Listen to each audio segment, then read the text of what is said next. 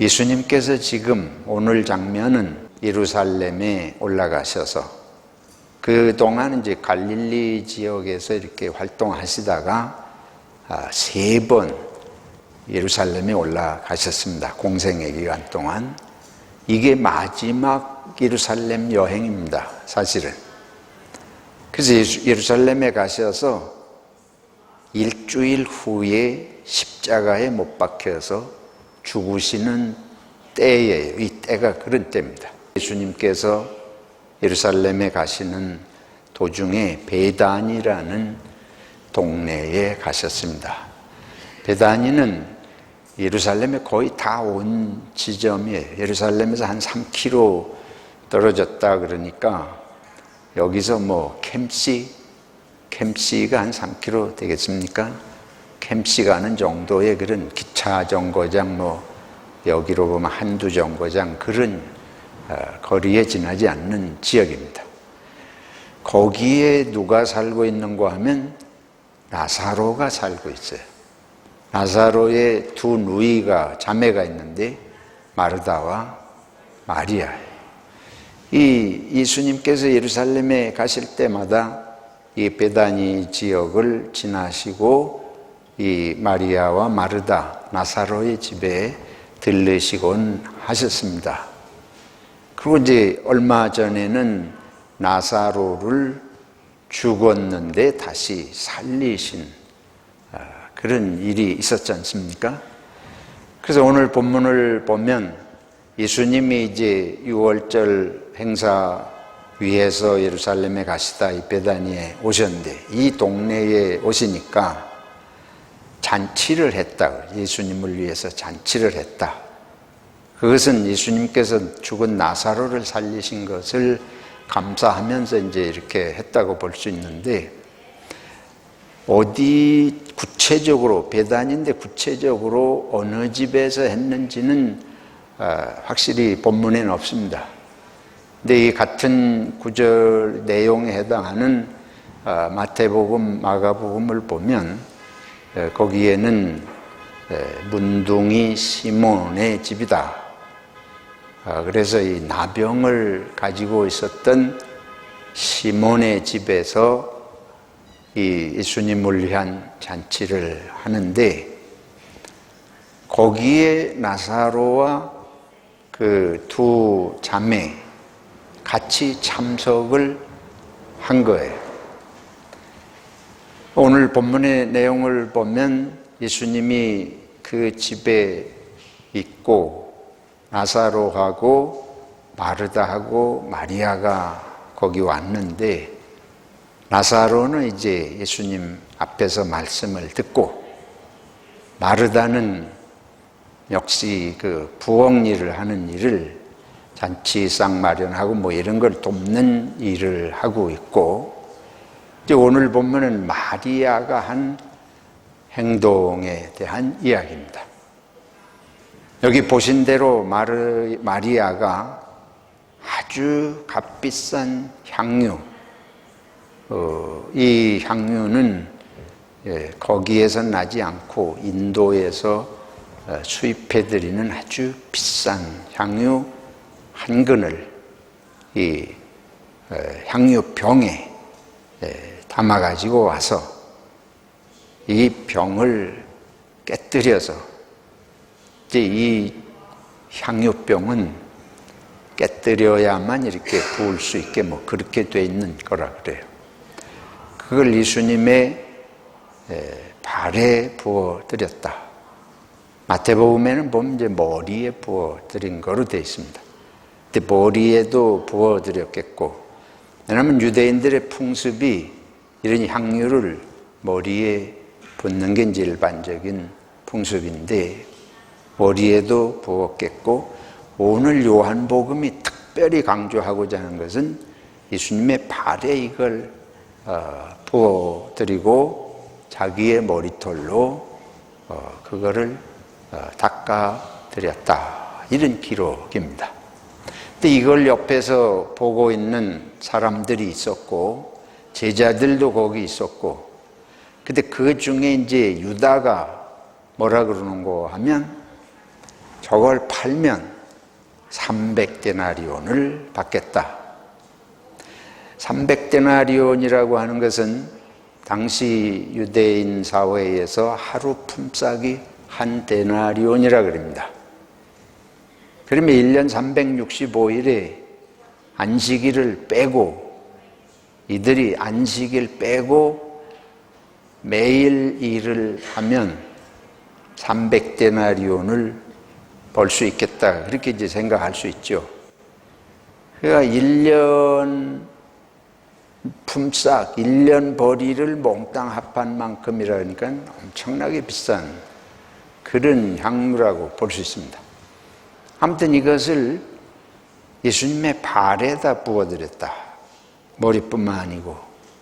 그러니까 이게 이 복음서를 기록한 요한이 이걸 특별히 강조하고 있다고 볼 수 있습니다.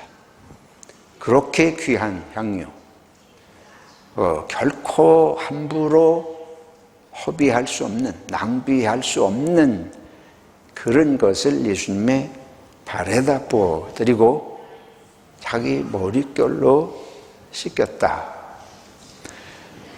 여인에게 있어서 머리라고 하는 거 상당히 중요하잖아요. 우리가 이 코로나 기간 동안에 그 봉쇄했을 때에, 락다운 했을 때에 제일 먼저 풀어야 된다 하고 막 그런 게 뭐예요? 미장원 아니에요, 미장원. 여성들이 미장원에 못 가서 아주 힘들어하던 그런 거예요. 왜냐하면 남자들하고 달리 여성들의 머리가 기니까 이걸 잘 이렇게 트리트하지 않으면 그 밖에 나가기가 부끄럽고 그럴 거 아니에요? 그래서 이것도 아주 중요한 얘기입니다. 그 자기 그 소중한 머리털로 예수님의 그 발을 향유를 부어 씻겨 드렸다. 그래서 이게 단순한 얘기가 아니죠. 보통 있을 수 있는 일이 아니에요. 우리가 만약에 그 옆에 있었다면 생각이 많을 거예요. 근데 이제 이 유다가 뭐라 그런가 하면 저걸 팔면 300데나리온이나 받을 비싼 건데 그걸 팔아가지고 누구를 도와줘야 된다. 가난한 사람들을 도와주면 얼마나 많은 사람에게 도움을 주고 유익하겠느냐. 유다의 말이 맞지 않습니까? 근데 오늘 본문은 유다만 얘기했지만은 다른 복음서에 보면 거기 여러 사람들이 있으면서 그런 비슷한 생각을 했다고 그걸 그 분위기를 알고 유다가 하는 말이에요. 유다가 이게 혼자 똥딴지같이 딴 사람들이 그런 얘기 안 하는데 혼자 용감하게 한 얘기가 아니고 유다는 다른 사람들도 다 그런 생각을 하면서 표정이 벌써 그러고 수근수근하고 이걸 알면서 그런 얘기를 유다가 한 것입니다. 이런 장면에 대해서 그걸 내놓고 유다가 그러니까 그 마리아가 얼마나 마리아를 부끄럽게 하는 거 아니에요. 또 마리아를 부끄럽게 하는 건 또 누구도 부끄러운 일입니까? 그걸 가만히 받고 있는 예수님도 그게 부끄러운 일이지 저거를 저렇게 가만히 저걸 받고 있다. 이게 예수님이 잘못하고 있다는 얘기죠. 둘 다 지금 비난하는 거 아닙니까? 근데 예수님께서 아주 뚱딴지 같은 뭐라 그럴까요? 전혀 딴 얘기를 하셔요. 저 같으면 아이고 됐습니다. 그만해요. 그러든지 이렇게. 예수님께서 가만둬라. 이걸 막지 말고 가만둬라. 그러시면서 이제 그걸 전혀 예상치 않은 나의 장례식, 나의 장사할 날을 위해서 이렇게 하는 거니까 그대로 두고 그때를 위해서 간직하게 하라. 근데 여기서는 이 마리아가 그 하는 행위에 대해서 예수님께서 이 사람들이 모르는, 다른 사람들은 지금 단순히 발에 향유를 부어서 머리로 씻겨드린 이것만 보지만 예수님은 이게 나의 죽음을 준비하고 있는 것이다. 이것을 사실은 말씀하고 있습니다. 그러니까 예수님은 이러한 일이 있은 후에 불과 일주일이 안 돼서 십자가에 못 박혀 죽으시잖아요. 주님은 그걸 이미 알고 있으셔요. 지금 예루살렘에 당신의 죽음이 눈앞에 있는 걸 아시면서 오신 일이고 지금 그것이 불과 대여섯 앞에 일어날 일인데 지금 이 자리에 앉으셔서 계시는 상황입니다. 여러분, 내가 5, 6일 있으면 십자가에 못 박여 모든 사람에게 버려져서 죽을 것이다. 그걸 아시고 지금 이 자리에 있을 때에 예수님의 생각은 다른 그런 걸 전혀 모르는 사람들하고 생각이 같을 수가 없죠. 지금 예수님이 보시는 건 하나님께서 이 여인으로 하여금 예수님의 죽음을 준비하게 하는 그걸 예수님 보고 계신 거예요. 여기 여러분 그 나사로 얘기가 언급이 되어 있잖아요. 지금 예수님 앞으로 곧 죽으실 그 엿새 전 유월절 전이고 죽은 나사로를 예수님이 살렸습니다. 그래서 이 죽음과 관련된 나사로의 죽음 얘기도 나오고 예수님이 당신의 죽음을 장례라고 이 향유를 장례하고 연결시켜서 푸는 거하고 이 복음서가 드러내고자 하는 뜻이 있습니다. 그래서 몇 가지를 이제 우리들이 이 말씀을 통해서 좀 생각을 해보고 싶습니다. 우선은 이 여인의 행위예요. 이 마리아가 어떻게 이렇게 할 수 있었는가? 우리들이 생각할 때에 유대인들은 사람이 어디 갔다가 길을 가다가 오면 발을 먼저 손발을 씻는다 하는 거 우리가 잘 압니다. 그래서 그 주인이 손발 씻을 물을 대야 담아서 드리는 것이 예의 있는 일이에요. 근데 지금 뭐 이거는 단순히 그런 일이 아니잖아요. 예수님의 발에 향유를, 값비싼 향유를 쏟아붓고 자기 머리털로 씻는다. 그러니까 이거는 생각 없이 되어질 수는 절대로 없는 일이에요. 우리 같으면 그거를 뭐 평생 벌어도 그거 모으기 쉽지 않은 이런 것들은 아끼고 숨기고 그럴 것 같은데 이걸 여러 사람이 보는 앞에서 예수님의 발에다 쏟아붓는다. 이게 좀 부끄러운 줄도 모르고 어떻게 보면 또 자기 머리털로 그렇게 한다. 이게 상식적으로 참 어떻게 봐야 할지, 이 마리아가 정신이 돌았나, 아주 미쳤나, 뭐 사실 그러기 전에는 뭔가 엄청난 변화가 그 속에 일어나기 전에는 이렇게 할 수 없습니다. 더구나 이게 부끄러운 일이에요. 여인이 자기 머릿결로 발을 씻긴다는 것은 수치스러운 일이에요. 그 문화가 그렇대요. 머리로 뭐 그런가 한다는 게 이제 수치스러운 일인데, 여러분 생각해 보세요. 여러분이나 저나 남 앞에서 내가 부끄러운 일은 죽어도 안 하잖아요. 우리 동양 문화는 수치의 문화입니다. 일본과 한국과 중국, 그 유교의 영향을 받고 있는 문화, 베트남도 그렇고 뭐 이런 나라들은 전부 수치심이 그 사람의 말과 행동을 주장하는 가장 중요한 문제의 하나예요. 그래서 뭔가 부끄럽다, 남이 볼 때에 이건 창피한 일이다, 그러면 죽어도 하면 안 되는, 그리고 이제 그 체면이 손상된다, saving face, 이게 아주 칼초의 문화를 씁니다.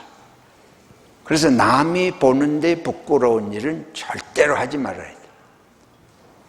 근데 이거는 어디서부터 나온가 하면 맹자가 가르치기를 수오지심,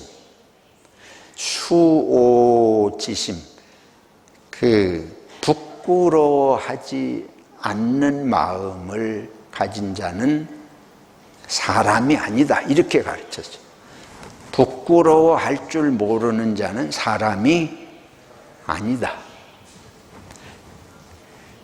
그러니까 이게 아주 수천 년 내려오면서 문화가 돼서 부끄러운 짓을 하면 인간 취급을 받을 수 없는 이런.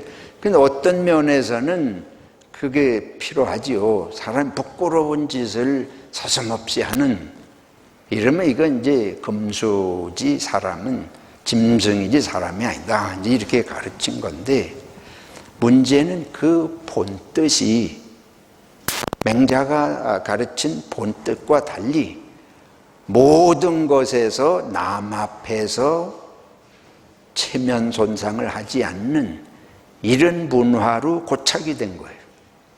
그러면 거꾸로 어떻게 되냐? 거꾸로 부끄러운 짓을 하지 말아야 된다, 이게 아니고 거꾸로 동양사회가 남을 부끄럽게 만드는 짓을 서슴없이 하는 거예요. 이제 이게 문제예요. 자기가 부끄러운 짓을 안 하는 거는 좋아, 어떤 면에서든지. 그런데 거꾸로 자기 부끄러움은 뭐든지 숨기고 죽을 힘을 다해서 숨기면서 남이 부끄러울 일은 죽을 힘을 다해서 파내는 거예요. 그래서 한국 사회는 가는 데마다 두 사람 세 사람 모이면 남 부끄러운 얘기 해야 그 고추장 된장찌개 먹고 뭐 얼큰한 무슨 찌개 먹는 맛보다 그게 더 속이 통쾌해. 그렇죠? 남 부끄러운 얘기하는 것처럼 맛있는 게 없어요. 모임은 남 부끄럽게 하는 얘기, 다른 사람 부끄러운 얘기 쫙 끄집어내가지고 까발려서 떠드는 얘기.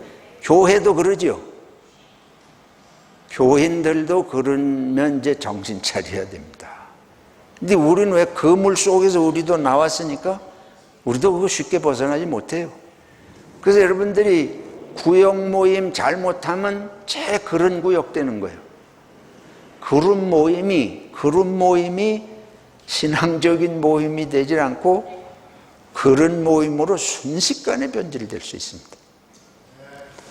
교회에서 조금 가까운 사람 두세 사람 모이면 교회 유익하고 남 살리는 얘기 잘 안 해요. 내가 볼 때 안 해요. 목사는 지가 그러니까 그런가.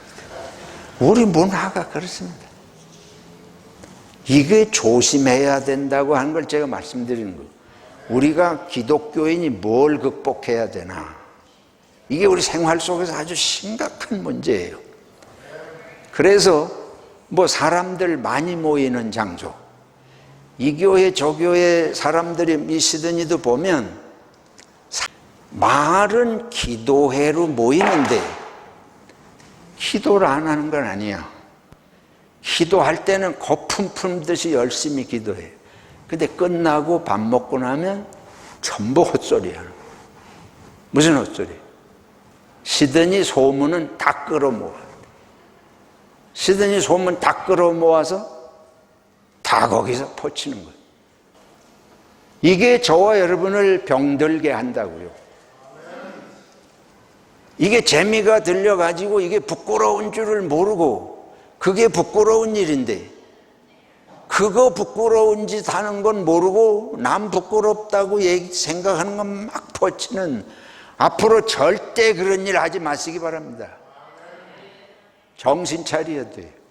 이게 우리 영혼을 죽이고 공동체를 죽여서 예수 믿으나 마나. 성경 10번 읽어도 그 모임 한 번 가서 떠들고 나면 다 쏟아내는 거예요. 다 쏟아버려요. 이 수치라는 거 정말 우리 정신 차려야 돼요. 근데 이게 지금 유다는 가난한 사람에게 이거 팔아서 주면 얼마나 좋은 일이냐, 그거 가지고 지금 예수님하고 마리아를 부끄럽게 만드는 거예요. 그 사람은 돈밖에 몰라. 우리들이 이 마음, 마리아가 예수님에게 자기를 헌신한, 이게 다른 사람이 생각하면 잘못하면 욕먹을지도 모른다는 거 알 수도 모를까요? 마리아는 그런 거 모르는 바보 천치라 이럴까요? 예수 제대로 믿고 예수님 안에서 자기 존재가 어떤 존재인지 거듭나고 새로운 피조물 되면 수치심의 문제에서 치유받는 줄로 믿습니다. 내가 부끄러움이 치유가 돼야 남을 부끄럽게 하지 않습니다. 남을 부끄럽게 하는 일을 자꾸 들춰내는 것은 내 속의 부끄러움의 문제가 치유되지 않았기 때문에 그런 거예요. 이 마리아는 지금 예수님을 만나서 속사람이 치유된 줄로 믿습니다. 새 영혼으로 거듭난 줄로 믿습니다. 그게 안 되면 이런 행동할 수 없습니다. 저와 여러분이 예배 시간에 감격이 일어나지 않고 찬송 하나를 감격적으로 내가 이 찬송 부르다가 음이 박자가 틀리면 어떡하나, 이거 하나를 극복하지 못하는 것은 이 예수로 말미암은 자기 존재의 새로워진 존재의 경험을 이게 극복해내지 못하는 거예요. 성령 받고 성령에 충만한 건 방언하는 데 목적이 있는 게 아니고 자기 속의 존재의 모든 부끄러움을 날려버리고 그리스도 안에서 새로운 자신을 발견하는 것이 성령의 역사인 줄로 믿습니다.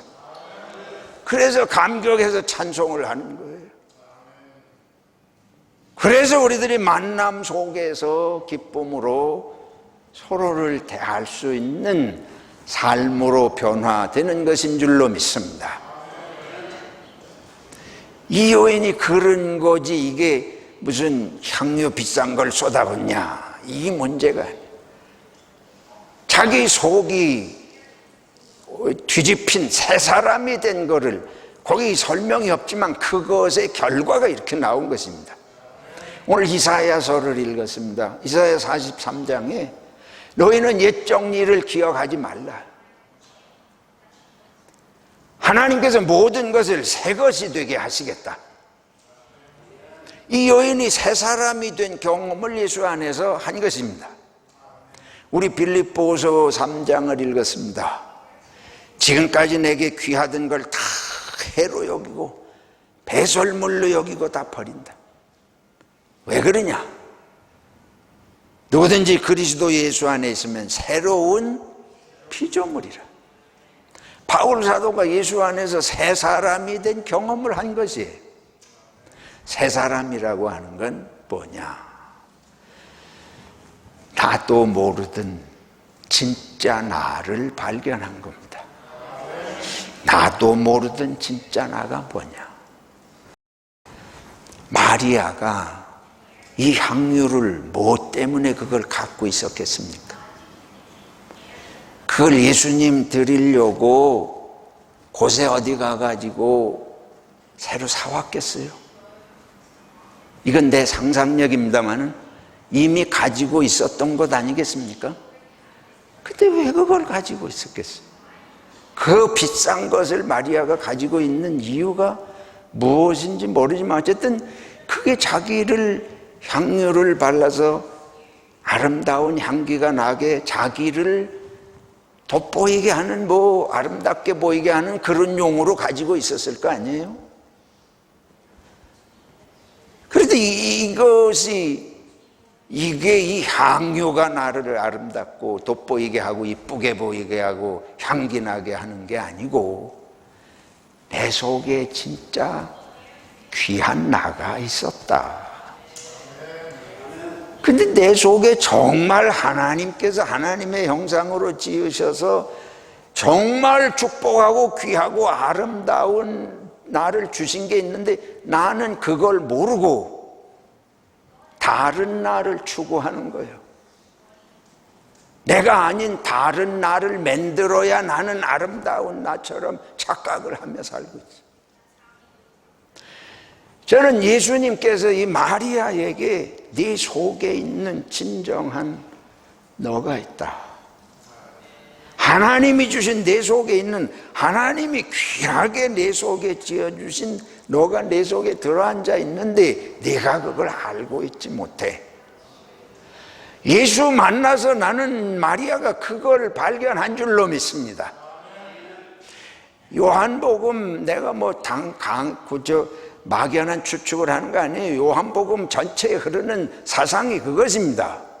요한복음 4장에 보면 수가성 우물가의 여인 이야기가 나와요. 이 여인이 여러 남자를 거쳤대요.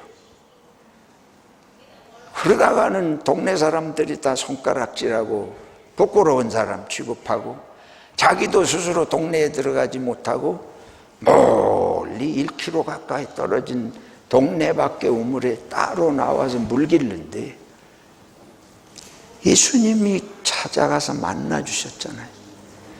대화하다가 이 여인이 예수님을 통해서 자기를 발견한 거예요. 어떤 자기냐? 예수님은 남편 여럿을 거치고 뭐 이런 걸 다 드러내셨잖아요. 근데 이 여인은 예수님하고 대화를 하면서 나를 알면서 이 사람이 와가지고 나를 상대해서 이야기를 하면서 하나님에 대해서 얘기를 해요.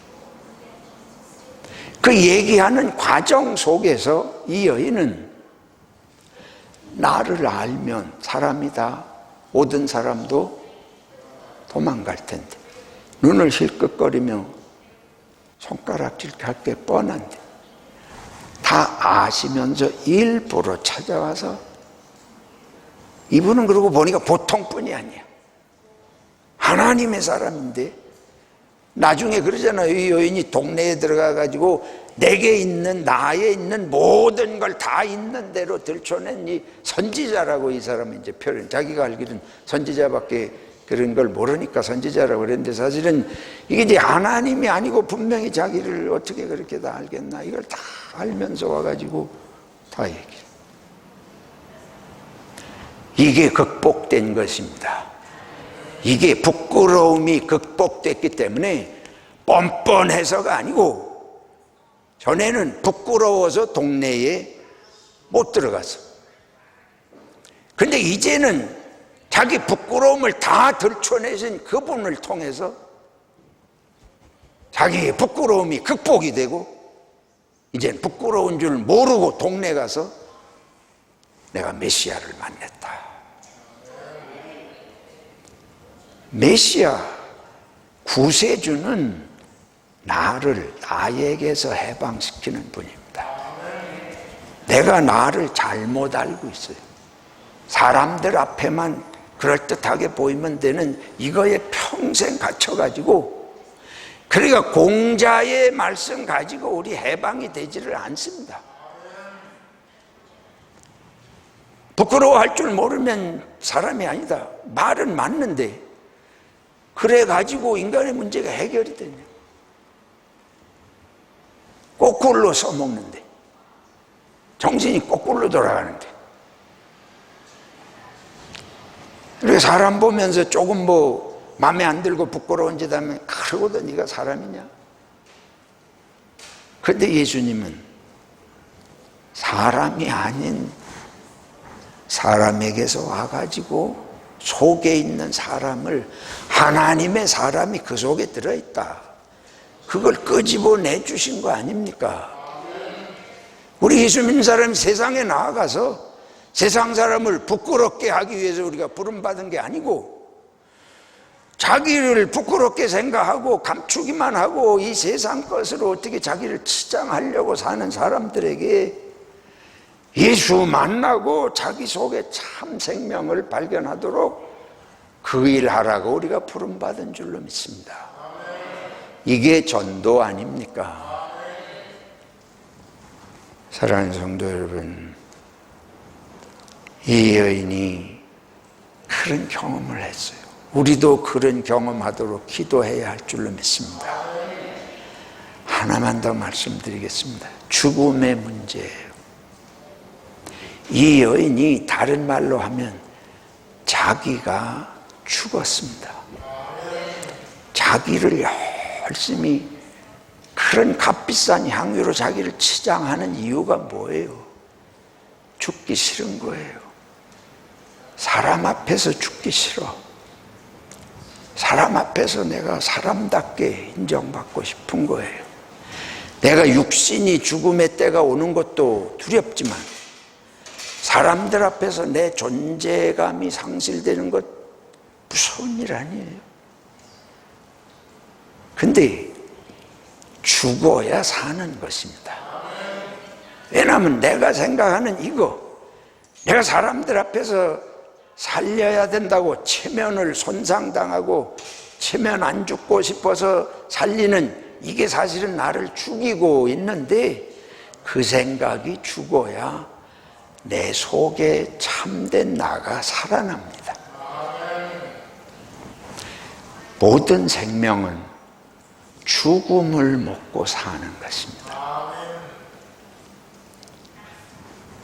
여러분, 이 세상의 생명체가 저절로 사는 거 있어요. 다 먹어야 살잖아요. 먹는 건 다른 생명을 먹는 거예요. 돌덩어리 먹고 사는 생명이 있습니까? 식물도 동물도 사람도 결국은 다른 생명을 먹고 내 생명이 사는 것입니다. 그거 당연한 것 같이 생각하잖아요. 근데 이게 모든 생명의 모든 부분의 진리입니다. 내가 사는 것은 밤낮 없이 내가 다른 생명을 먹어 치우는 거예요. 그리고 내가 사는 것은 다른 사람이 자기를 죽이는 덕분에 내가 살고 있습니다. 내 아내가 나 대신 죽었기 때문에 내가 지금 살아야지. 거꾸로도 난 마찬가지라고 생각해. 우리의 이웃이 나 대신 죽어 지내니까 내가 사는 거예요. 그러면 예수님께서 죽으시기 때문에 우리가 사는 줄로 믿습니다. 그래서 예수님이 일주일 후에 십자가에 죽으시기 위해서, 당신이 죽으시고 우리는 그걸 먹고 사는 거예요. 근데 이 여인이 향유를 쏟아부은 게 중요한 게 아니라, 그렇게 할 수 있는 이거, 사람들 앞에서, 예수님 앞에서 자기가 부끄러울지 어떨지도 모르는 이 자기가 죽고 예수님이 보이고 예수님 앞에서 속에 내가 살아났기 때문에 그렇게 할 수 있는 건데, 이게 이제 평상시 살아오던 자기가 죽은 것이, 내가 죽은 걸 내가 먹고 내가 참 생명이 됩니다. 그러면 결론은 뭐예요? 예수님이 우리를 살리기 위해서 당신이 죽으셔서 우리 밥이 되셨습니다. 그래서 요한복음에 생명의 떡이라, 요한복음 6장에 생명의 떡이라, 나를 먹는 자는 나로 말미암아 산다. 우리 보고 이제는 내가 죽어서 다른 사람의 생명이 되라는 말씀인 줄로 믿습니다. 내가 죽으면 다른 사람이 그걸 먹고 살아요. 이거는 생물학적으로도 그렇고 그렇습니다. 지금 마리아가 예수님의 장례를 준비했다, 그 향유를 두고 예수님이 하신 말씀이 아니고, 이 여인의 행위, 예수님에게 자기를 그렇게 죽음으로 헌신할 수 있는 그 사람이 이제는 다른 사람을 향해서도 그렇게 살 수 있는 거예요. 예수 앞에서 죽지 않으면 남 앞에서도 죽을 수 없잖아요. 내 속에 나가 죽고 하나님이 넣으신 참 나가 살아나지 않으면 사람 앞에 나를 죽일 수 없으니까 결국은 어떻게 돼요? 남의 생명을 살릴 수 없습니다. 그러면 이제 그게 개죽음이야. 개죽음, 헛된 죽음, 그런 얘기 아닙니까? 개죽음은 남을 하나도 못 살리고 그냥 죽어가면 개죽음인 줄로 압니다. 우리 예수님의 고난과 부활의 때에 내가 진정 하나님이 내 속에 나를 넣어 보내주신 생명하고 얼마나 멀리 살고 있나. 주님, 이 마리아처럼 내 속에 하나님이 넣어주신 나가 살아나게 도와주시옵소서. 주님께 나를 헌신하고 이웃의 생명을 살리는 헌신자가 되어야 할 줄로 믿습니다.